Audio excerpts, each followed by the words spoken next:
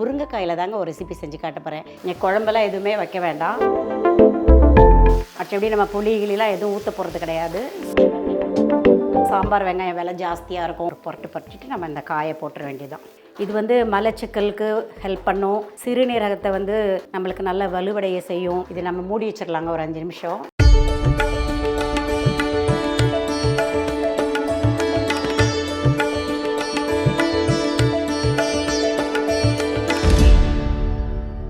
எல்லோருக்கும் வணக்கம். Welcome to Shanthi's kitchen. Shanthi's kitchen YouTube channel மூலமாக உங்களை மறுபடியும் சந்திக்கிறதுல ரொம்ப மகிழ்ச்சிங்க.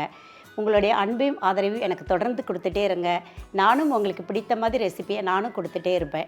லாஸ்ட் வீக்கு நான் பஞ்சாப் மாநிலம் லூதியானாவிலேருந்து ஆலு பராட்டா செய்து உங்களுக்கு காமிச்சிருக்கேன். உங்களுக்கு எல்லாருக்குமே அது பிடிச்சிருக்குன்னு நான் நம்புகிறேன். இன்றைக்கி நான் என்ன செய்ய போகிறேன்னா, முருங்கைக்காயில் தாங்க ஒரு ரெசிபி செஞ்சு காட்ட போகிறேன். என்னென்னா முருங்கைக்காயில் நிறைய குழம்பு வெரைட்டிஸ் இருக்குது, பொரியல் கூட்டு எல்லாமோ இருக்குது. இன்றைக்கி நான் உங்களுக்கு என்ன செய்து காட்ட போகிறேன்னா, முருங்கைக்காய் தொக்கு தான் செஞ்சு காட்ட போகிறேன். அதுவும் எங்கள் வீட்டில் மரத்தில் ஃப்ரெஷ்ஷாக நான் பிடுங்கி உங்களுக்கு நான் செஞ்சு காட்டுறேன். சரிங்களா? அதை எப்படி செய்யலான்னு பார்க்கலாம் வாங்க. அதுக்கு தேவையான பொருட்கள் என்னென்னு ஃபஸ்ட்டு நான் காமிக்கிறேன். பெரிய வெங்காயம் 1 எடுத்து கட் பண்ணி வச்சுருக்கேன் பொடிசாக. இது ஒரு 50 கிராம் சாம்பார் வெங்காயம் எடுத்து இந்த மாதிரி மிக்சியில் போட்டு வச்சுருக்கேன். இது தொக்குக்கு இப்படி பண்ணால் நல்லாயிருக்குன்றதுக்காக. தக்காளி ஒரு 3 கட் பண்ணி வச்சுருக்கேன்.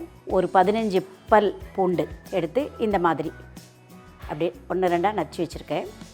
அப்புறம் தாளிக்கிறதுக்கு கடுகு, உளுந்தம்பருப்பு, 1 ஸ்பூன் ஜீரகம், 1/2 ஸ்பூன் மஞ்சத்தூள், 1 ஸ்பூன் கரம் மசாலா, 3 ஸ்பூன் மல்லித்தூள், 3 ஸ்பூன் மிளகாய்த்தூள்.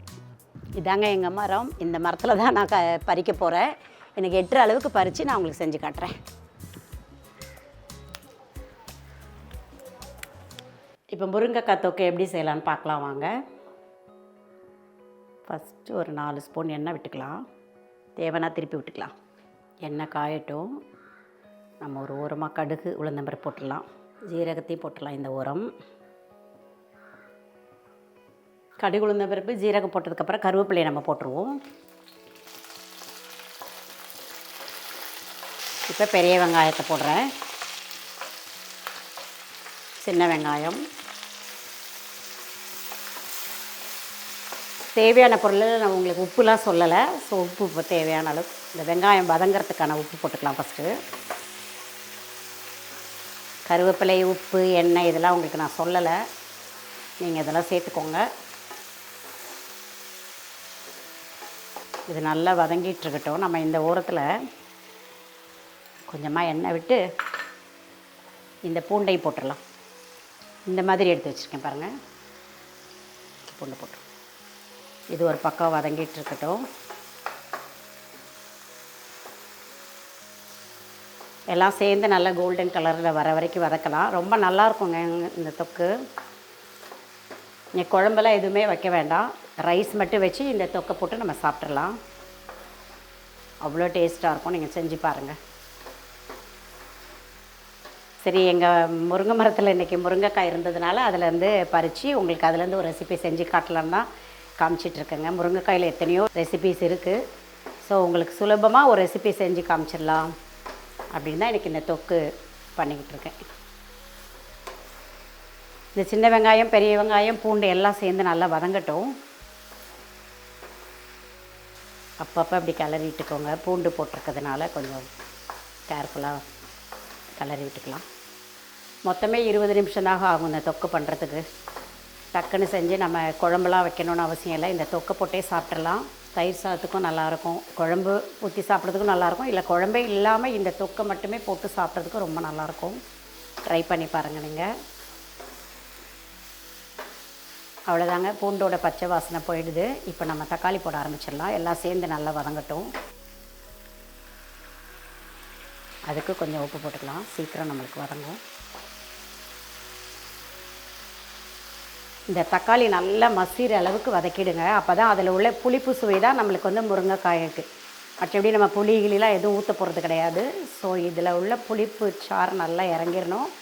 அதனால் நல்லா தக்காளி மசிஞ்சிடட்டும். மசிகிற அளவுக்கு நல்லா வதக்கிடலாம். ஒரு 2 மினிட்ஸ் மூடி வைக்கலாம். சீக்கிரம் வதங்கும்.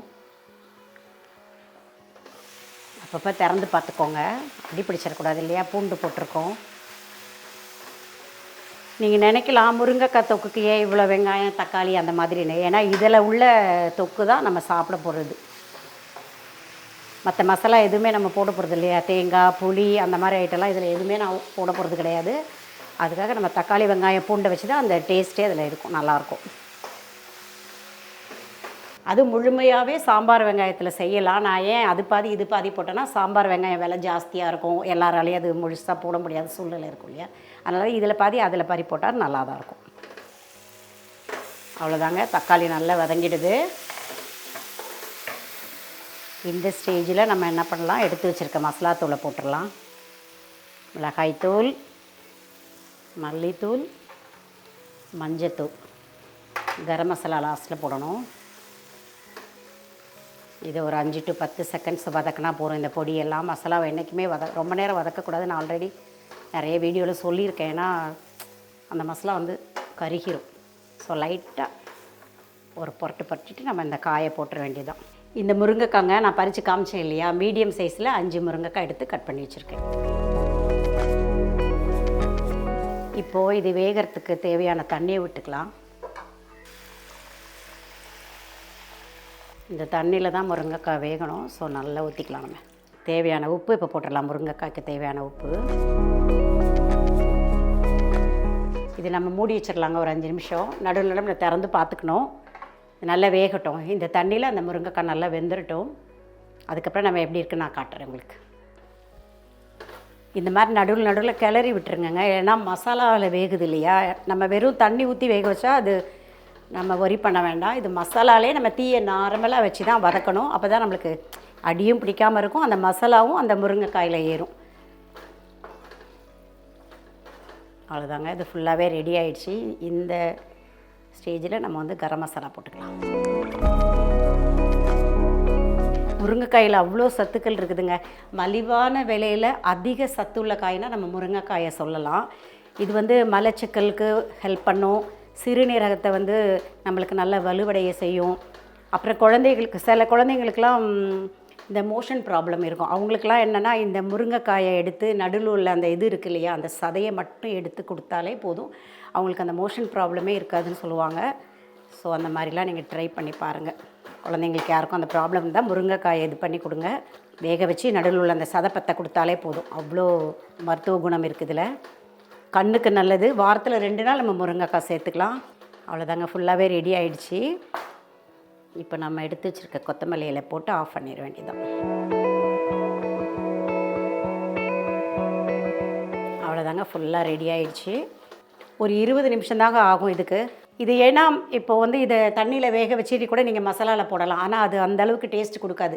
இந்த மசாலாலேயே நம்ம பச்சையாக அந்த முருங்கைக்காயை போட்டால் தான் அந்த மசாலாவுடைய டேஸ்ட் அந்த முருங்கைக்காயில் ஏறி அந்த சுவை கொஞ்சம் நல்லாயிருக்கும். அதனால் தீயை வந்து ஃபுல்லாக வைக்கக்கூடாது. ஏன்னா மசாலா வந்து அடி பிடிச்சிரும்.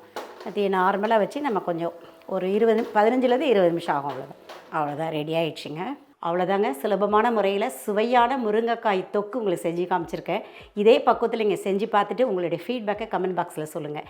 இந்த ரெசிபி உங்களுக்கு பிடிச்சிருந்ததுன்னா லைக் பண்ணுங்கள், ஷேர் பண்ணுங்கள், கமெண்ட் பண்ணுங்கள், சப்ஸ்கிரைப் பண்ணுங்கள். அடுத்த ஒரு புது வீடியோவில் உங்களை மீண்டும் சந்திக்கிறேன். அது வரைக்கும் உங்களிடம் விடைபெறுவது சாந்தி Duraipandian from Shanthi's kitchen. Tata, bye.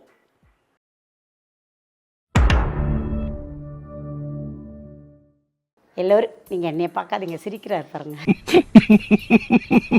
Shanthi's kitchen YouTube சேனலை தொடர்ந்து பார்த்துட்ருக்கவங்க சிரிக்காதீங்க. அக்கா ஒன்றும் இல்லை, கொஞ்சம் ரிலாக்ஸ். அக்கா வணக்கம் சொல்லுங்க. ஆக்ஷன். இன்னைக்கு அதே மாதிரி சரி, இன்னைக்கு அதே மாதிரின்ட்டேன். இருங்க, நானே சொல்லிடுவேன். இருங்க, இதை ஆரம்பிச்சிட்டோம்னா போதும். சாந்திஸ் உங்களுடைய அந்த வெல்கம் டு ஐயோ இருங்க, நீ நான் சொல்றேன். அப்ப எல்லோருக்கும் தொடர்ந்து உங்களுடைய சப்போர்ட்டும் யோசி